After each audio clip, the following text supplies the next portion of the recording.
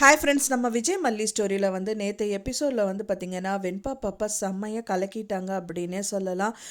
சைஸில் தான் அவங்க வந்து ரொம்ப சின்னவங்க அப்படின்னாலும் ரொம்ப மெச்சூர்டாக அவங்க பேசுறது வந்து ரொம்பவே சந்தோஷமாக இருக்குது அப்படின்னே சொல்லலாம்.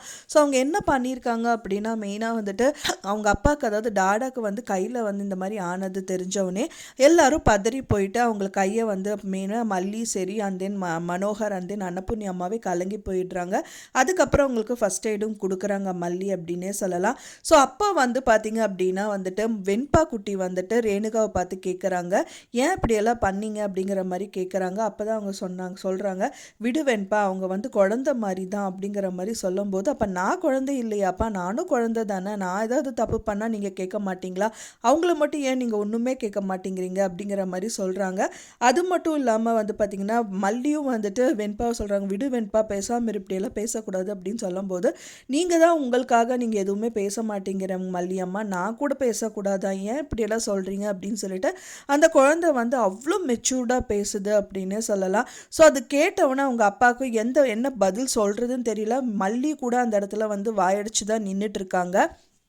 அன்னபூர்ணி அம்மா மட்டும் சும்மா இல்லைங்க, அவங்களும் வந்து ஒரு அம்மாவாகவே மாறிட்டாங்க மல்லிக்கு அப்படின்னே சொல்லலாம். ஸோ வந்து மல்லியோட என்ன விஷயங்கள் எல்லாமே அவங்க நோட் பண்ணுறாங்க, அவங்க என்ன பண்ணுறாங்கன்னு சொல்லிட்டு.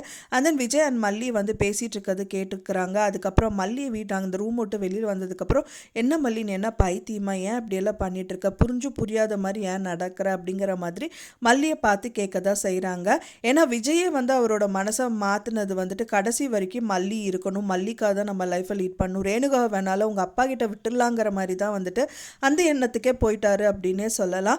ஏன்னா வந்து அவங்க பண்ணுற ஒரு விஷயம் நோட் பண்ணிட்டு தான் இருக்காங்க, என்னதான் அவங்க பைத்தியமாகவே இருந்தாலும். ஸோ இந்த மாதிரி விஷயங்கள் வந்து மற்றவங்களுக்கு பண்ண அவங்களுக்கு வந்து ஹர்ட் ஆகிட்டே இருக்குது விஜய்க்கு அப்படின்னே சொல்லலாம்.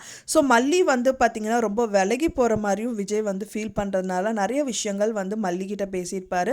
ஸோ அதை கேட்டு அன்னபூர்ணி அம்மாவும் வந்துட்டு மல்லிகிட்ட வந்து கேட்குறாங்க. ஸோ மல்லி என்ன பேசுறதுன்னே தெரியாமல் தான் நின்றுட்டு இருக்காங்க. என்ன கேட்குறாரு விஜய் அப்படின்னு பார்த்தீங்கன்னா, அவங்க கூட சேர்ந்து வாழ தான் வந்து விஜய் வந்து விரும்புகிறாரு. பட் ஆனால் மல்லி வந்து விலகி போகிறாங்க, என்னதான் இருந்தாலும் அவங்க செகண்ட் ஒய்ஃப் தானே அப்படிங்கிற மாதிரி ஒரு எண்ணம் வந்ததுனால இந்த மாதிரி விஷயங்கள் எல்லாமே பண்ணிட்டு இருக்காங்க. அண்ட் தென் வந்து பார்த்தீங்கன்னா இப்போ வந்து விஜய் டேக் கேர் பண்ணாமல் மல்லி வந்து திரும்பவும் வந்து ரேணுகாவை பார்த்துட்டு இருக்காங்க. அப்போ ஏன் விஜய் வரமாட்டானா அப்படின்னா, இல்லை வருவார் அப்படின்னவொன்னே அவன் வரமாட்டான், ஒரு லூஸு அப்படிங்கிற மாதிரியெல்லாம் சொல்லிட்டு இருக்காங்க. ஸோ அதுக்கேற்றவொடனே மல்லி அப்படியெல்லாம் இல்லை, உங்கள் மேலே ரொம்ப பாசம் வச்சுருக்காரு அவர் அப்படிங்கிற மாதிரி வந்துட்டு சொல்லிட்டு இருக்காங்க. ஸோ ஆனால் நேற்று எபிசோட் வரைக்கும் பார்த்தீங்க அப்படின்னா வெண்பா குட்டி தான் வந்து ரொம்ப ஹைலைட்டாக தெரிஞ்சாங்க. பார்க்கவங்களுக்கு ரொம்பவே சந்தோஷமாக இருந்தது. பட் ஆனால் என்ன இந்த விஷயத்தில் என்ன தான் நடக்கும் தெரியாமையே வந்துட்டு ஒரு சூழ்நிலையில் போயிட்டு இருந்தது தான் நம்மளுக்கு பார்க்குறக்கு ரொம்பவே கஷ்டமாக இருக்குது. இந்த விஷயங்கள் எல்லாமே மாறணும்.